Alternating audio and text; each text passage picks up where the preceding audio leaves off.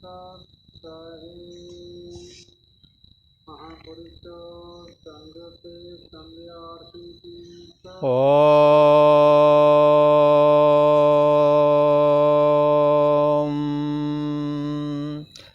गुरु ब्रह्मा गुरु विष्णु गुरुदेव महेश्वरा गुरु साक्षात् परम ब्रह्म तस्मै श्री गुरुवे नमः। ओम सद्गुरुदेवाय नमः। योगेश्वर श्री कृष्ण भगवान की जय। ओम शांति शांति शांति। पूर्व का प्रसंग चल रहा है। ये कर्मयोग के बारीकी विषय पर ये चर्चा चल रही है। पूर्व का ये जो श्लोक है वो गत संगस्य मुक्तस्य ज्ञानावस्थित चेतसा यज्ञायाचरता कर्म समग्रम प्रबलीयते। ये गीता के 4th अध्याय का है और 23वां श्लोक है। इसकी चर्चा अपन कर चुके हैं। तो पूर्व में ये कर्म योग को साधना, कर्म योग नाम की जो ये साधना है इसको यज्ञ करके कथन किया। अब ये जो साधक साधना करते हैं जिसके लिए उपनिषद में कहा कि कैसे साधना करें, तो का श्रोतव्यो मंतव्यो निदिध्यासितव्या। आत्मा का परमात्मा का श्रवण करें, मनन करें, निदिध्यासन करें। तो किस तरह से करें इस पर चर्चा है। यहाँ का ये श्लोक है, ये श्लोक संख्या 24। आज ये 24वां श्लोक चलेगा। उसके विषय पे आज चर्चा करते हैं, विचार करते हैं गीता के श्लोक पर। भगवान श्री कृष्ण कहते हैं, हे अर्जुन, अब जो है उन तत्वज्ञानी के विषय में चर्चा करते हैं। वो परमात्मा को कैसे चिंतन करते हैं, जो इस जगत को ब्रह्म में देखते हैं, परमात्मा में देखते हैं। उनकी साधना किस प्रकार से होती है, इस प्रकार से ये चर्चा करने वाले हैं कि ये साधना, ब्रह्म में साधना कैसे होती है। तो एक उदाहरण लेते हैं। ये परम ब्रह्म परमात्मा को ऐसा कहते हैं कि ये चेतन स्वरूप है और निर्गुण और निराकार है, और सारे जगत का आधार भी यही है, ऐसा कहते हैं। तो अच्छा, तो ये जो निर्गुण निराकार है परम ब्रह्म परमात्मा, इसकी जो चर्चा है तो उसके विषय में रामायण में कुछ कहते हैं कि सृष्टि बनाई त्रिविध बनाई संग सहाय न दूजा। सृष्टि बनाई त्रिविध बनाई संग सहाय न दूजा, दूसरा नहीं था, ऐसी चर्चा करते हैं। अच्छा चलो ठीक, दूसरा नहीं था तो ये संसार कैसे बन गया, कोई ऐसी चर्चा करे। जब दूसरा नहीं था तो वही था। अच्छा दूसरा कोई था नहीं तो यदि कुछ बना है तो वही बना होगा। इसलिए संग सहाय न दूजा, दूसरा नहीं था, भगवान ही सब कुछ बन गए। आप ही नदिया, आप ही नाव, आप ही किनारा, आप ही खेबन हारा, सब कुछ भगवान ही बन गए, ऐसा कहते हैं। तो ये कैसे संभव है, ये भगवान कैसे बन जाते होंगे, इसके विषय में थोड़ा विचार करते हैं। तो ठीक है। उदाहरण के लिए एक ऐसा कहते हैं, जैसे एक जगह एक पर्वत देखा था, उस पर्वत में उन्होंने नगर का चित्र बना रखा था। ठीक है, तो वो ये जो नगर का चित्र बना रखा है उसमें देखा कि गांव का चित्र दिखाया, तो उसमें देखा गांव के एक साइड से एक झरना चल रहा था और गांव के ऊपर साइड में नीला नीला आकाश भी उन्होंने पत्थर में ही दिखाया। पत्थर जो पहाड़ था ना, उसमें ही ये चीज़ दिखाई, थोड़ा रंग रोगन कर दिया। और वहाँ मकानों के अंदर से छोटे छोटे बच्चे इधर उधर खेलने के लिए निकल रहे, ऐसा भी उन्होंने बनाया। एक बच्चे की माँ अंगुली पकड़े लिए जा रही थी, वो भी पत्थर में। तो एक जगह दिखाते हैं कुआं से पानी भर रहे हैं, तो वो भी उसी पर्वत में अंकित किया गया। अब ये देखें, उसमें चलती हुई महिलाएं पुरुष आदि सब दिख रहे हैं, बच्चे खेलते हुए देख रहे हैं और झरना बहता हुआ भी दिख रहा है। इसके अलावा और भी बहुत सारे दृश्य दिख रहे हैं, नीला आसमान भी दिख रहा है। बंधुओं, अब यहाँ विचार करना चाहिए, नीला आसमान खाली खाली सा दिख रहा है वहाँ, पर वहाँ खाली खाली कुछ है क्या? पत्थर के अलावा कुछ है क्या? और जहाँ झरना बह रहा है वहाँ पत्थर के अलावा क्या है? वहाँ भी पत्थर के अलावा कुछ नहीं है। तो इसी प्रकार स्त्री या पुरुष जो वहाँ दिख बनाए हैं, स्त्री को स्त्री जैसी पोशाक पहना दी, वैसा रंग चढ़ा दिया।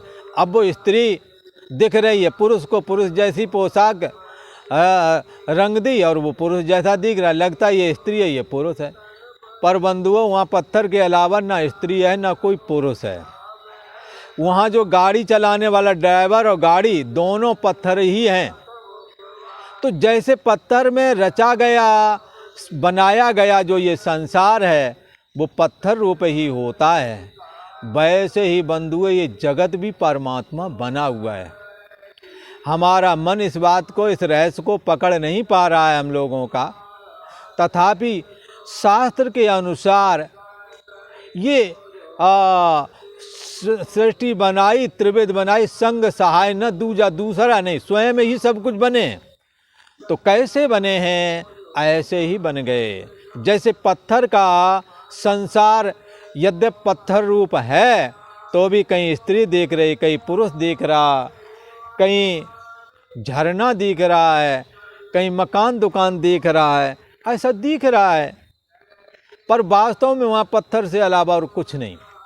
ये कैसे किया है? ये बनाने वाले की कल्पना है। ये बनाने वाले ने ऐसे ही कल्पना की, इसलिए वो गांव के रूप में, आसमान के रूप में, झरने के रूप में इस तरह से दिख रहा है। तो एक शास्त्र में एक बात आती है, वो कहते हैं कि अध्यारोप अपवादाभ्याम निष्प्रपंचम प्रपंचते।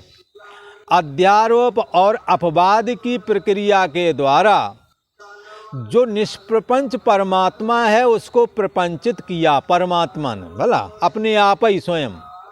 जैसे पत्थर में संसार नहीं था, न मकान दुकान था, और ना ही झरना, ना ही कुआं, ना कोई गाड़ी, ना कोई वहाँ ड्राइवर, पर दिखते सब हैं वहाँ। इस तरह से के चित्र बनाए, लगता है ये गाड़ी, ये ड्राइवर है, ये कुआं है, इसमें खींचने वाली बाल्टी लिए ये महिला खींच रही है, ये बच्चे को लेकर जा रही है, ऐसा सब अंकित है वहाँ, पर पत्थर से अलावा कुछ नहीं। तो क्या है? पत्थर में अध्यारोप किया है, आरोपण किया गया है।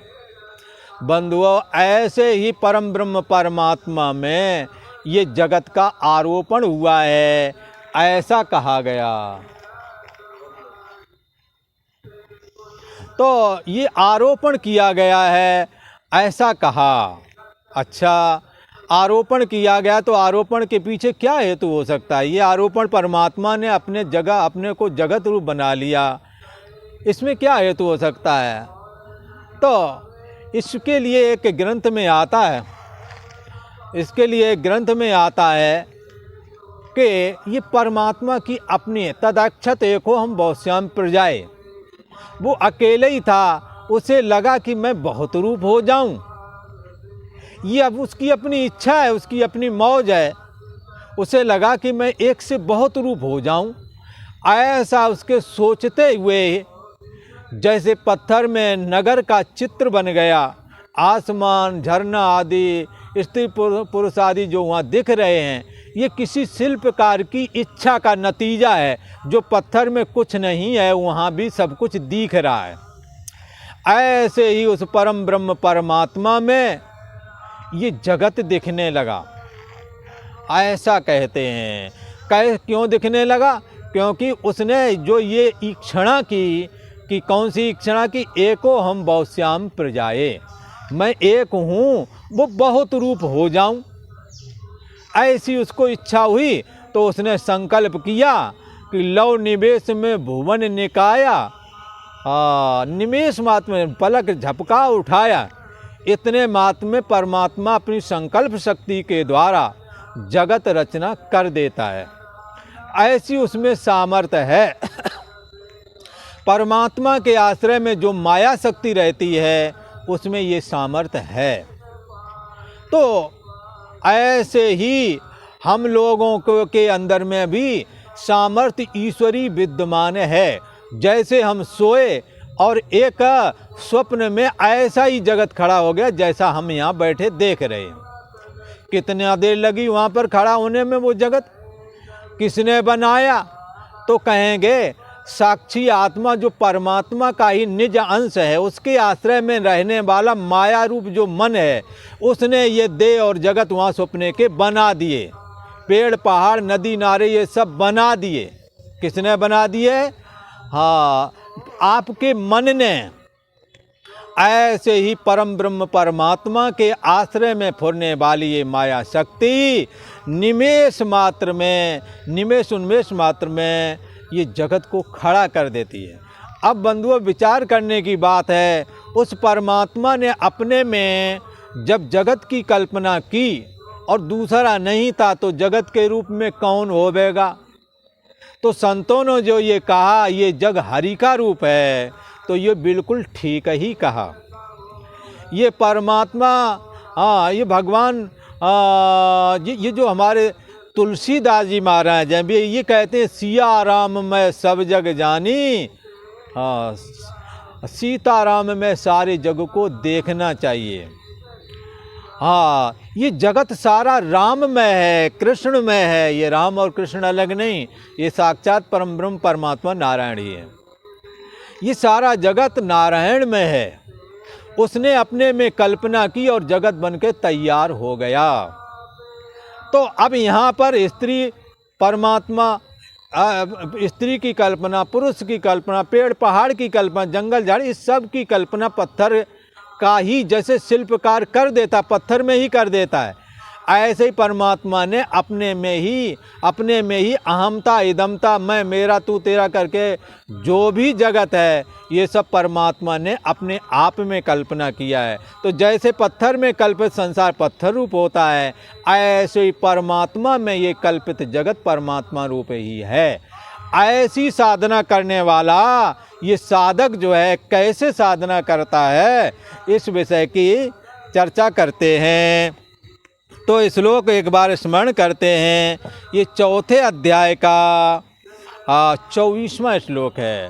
वो कैसे सोचता है, कैसे चिंतन करता है कि ये जगत उसे परमात्म स्वरूप दिखने लगता है। तो उसके लिए कहते हैं, इसको कहते हैं ब्रह्म यज्ञ। ब्रह्म यज्ञ करता है वो, ब्रह्मोपासना कैसे करता है, तो इसका निरूपण इस श्लोक में है। ब्रह्मार्पणम ब्रह्म हविर ब्रह्माग्नौ ब्रह्मणाहुतम ब्रह्मैव तेन गंतव्यम ब्रह्म कर्म समाधिना।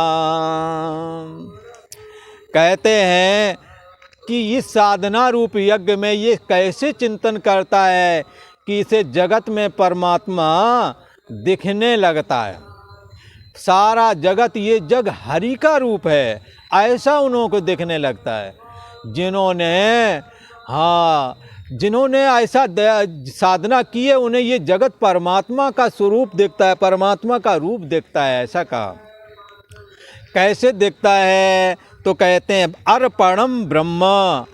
यहाँ यज्ञ करके मानो कि यज्ञ कोई करता है, उस यज्ञ में ये ब्रह्म में कैसे देखे। परमात्मा में उस यज्ञ को परमात्मा मैं ये यज्ञ है, परमात्मा ही है इस यज्ञ के रूप में, ये कैसे देखे, तो इसकी चर्चा यहाँ कर रहे हैं। यहाँ कहते हैं ब्रह्मार्पणम, अर्पणम ब्रह्म। यदि यज्ञ में अर्पण करते ना, स्वाहा स्वाहा, ओम वरुणाय स्वाहा, ओम इंद्राय स्वाहा, भला ऐसे करते हैं, तो ये स्वाहा करके आहुति छोड़ते हैं, तो अर्पण करते हैं ना अग्नि में, तो अर्पणम ब्रह्म।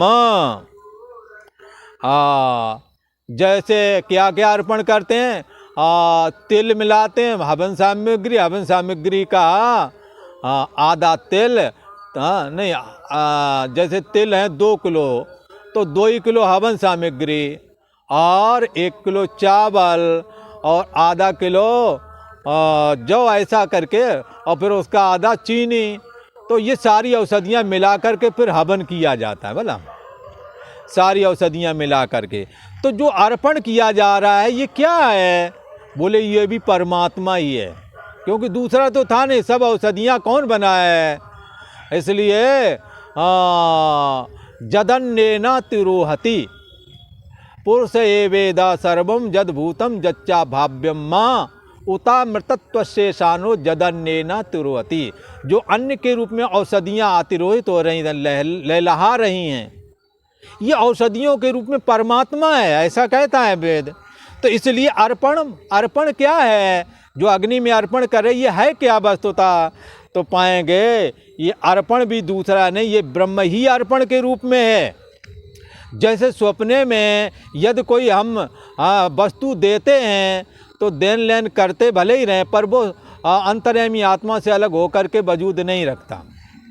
तो अर्पणम ब्रह्म, जिस यज्ञ में कर्तव्य पालन रूप में अर्पण भी ब्रह्म है, परमात्मा भी अर्पण की जगह में भी परमात्मा है। अच्छा, और हवि ही ब्रह्म, और जो हवन करते हैं, जो हवन करने योग्य अर्पण तो है ही है। अर्पण का अर्थ ऐसा भी कर सकते हैं कि अर्पण जिससे करें, श्रुवा आदि होते हैं, चलो श्रुवा आदि ब्रह्म रूप हैं, और अर्पण जो की गई औषधि वो हवि ही ब्रह्म।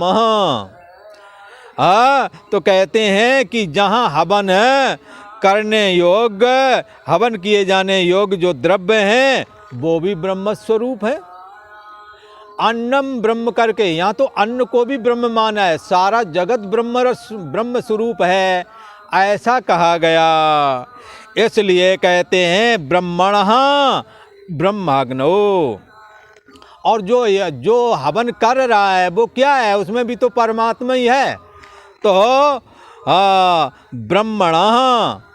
ब्रह्मणा का मतलब जो करने वाला करता है उसमें भी ब्रह्म है। तो आप ये देख लीजिए, जिन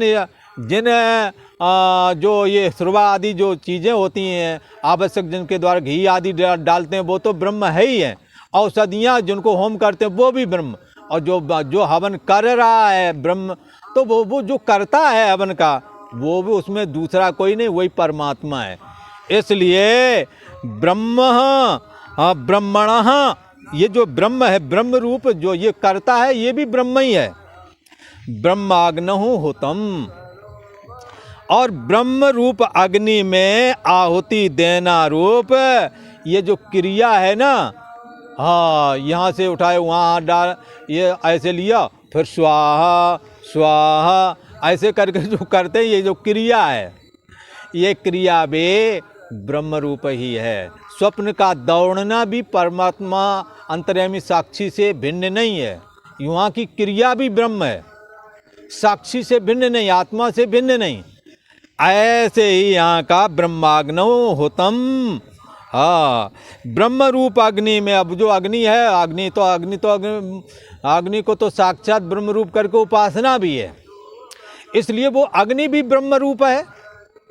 अच्छा, ब्रह्म रूप अग्नि में जो आहुति देते हैं वो जो क्रिया है वो भी ब्रह्म ही है। ये कौन चिंतन करता है, जिसने उस दृष्टि से साधना की, सारा जगत परमात्मा में, ये जगत हरि का रूप है। ये कैसे देखा उन्होंने, तो ये एक ब्रह्म रूप साधना है। इस साधना के द्वारा उन्हें जान समझने में आया कि ये जगत तो सारा परमात्मा का रूप है। तो कहते ब्रह्म रूप अग्नि में आहुति देना रूप क्रिया भी ब्रह्म है। और तेन ब्रह्म कर्म समाधिना, और उस ब्रह्म कर्म में स्थित रहने वाला जो योगी है, सतत चिंतन करता है, हाँ बैठ जाता है, साक्षी भाव में स्थित रहता है, मैं जानने वाला हूँ, और देह मन बुद्धि आदि के द्वारा जो भी चेष्टाएं होती वो जान रहा हूँ। ये जानने वाला कौन है? ये जानने वाले के रहते रहते हाँ सबका अभाव हो जाता है। देह का भान जब शरीर संबंध को प्राप्त होता है, ध्यान लग जाता तो देह का भान भी नहीं रहता है, तो उसे जान जाता अब देह का भान नहीं है। इंद्रियों का कम ज़्यादा देखना, बुद्धि का होना ना होना सुसुप्ति में जान लिया। तो क्या है, ब्रह्म रूप कर्म है। ऐसी साधना करते हैं, सोहम अस्मि, वो मैं ही हूँ ऐसा करके उपासना करने में लगे रहते हैं। इसलिए ब्रह्म कर्म में स्थित रहने वाला योगी, और उस योगी के द्वारा जो यदि कोई फल प्राप्त होता ना हर एक कर्म का, तो उसे भी कोई ना कोई फल तो प्राप्त होना चाहिए। भला उस योगी को कौन सा फल प्राप्त होता है? यदि ऐसा कहें तो उस योगी के द्वारा प्राप्त किया जाने योग फल भी ब्रह्म ही है। यो ब्रह्म में साधना करता है, इसलिए वो साक्षात परम ब्रह्म परमात्मा को ही प्राप्त हो जाता है। इसलिए ये जग हरि का रूप है, ये जुग ये सारा जगत परमात्मा का रूप है, ऐसा समझ करके ये उपासना करता है। ये श्वास में सोहम सोहम की झीनी धुन लगाता है और उसमें लीन होकर के अपने को साक्षी आत्मा को मैं, जो कि जगत का आधार है, उसमें अपनी मैं बुद्धि को ले जाता है, न कि देह मन बुद्धि आदि में। देह मन बुद्धि आदि से अपने अहम को हटाकर उस चैतन्य में, उस अद्वैत सत्तात्मक चैतन्यता में अपने को स्थिर करता है, जो कि भगवान श्री कृष्ण का अंतर्यामी रूप है। इसलिए श्वास सड़क पर चले संत जन, गगन महल को जाते हैं, सोहम सोहम की झीनी धुन से अपनी सूरत जगाते हैं। इस तरह से ये ब्रह्म साधना के विषय में कहा गया है। गीता में इसको ब्रह्म यज्ञ करके कथन किया गया है। और आज इतनी ही चर्चा करते हैं, आगे का प्रसंग आपको आगे के एपिसोड में सुनने को मिलेगा। आगे जो है यह साधना रूप यज्ञ की चर्चा है, जो ये साधक कैसे साधना करते हैं, उस साधना को यज्ञ रूप में वर्णन किया जा रहा है। आज इतना ही। ओम शांति शांति शांति।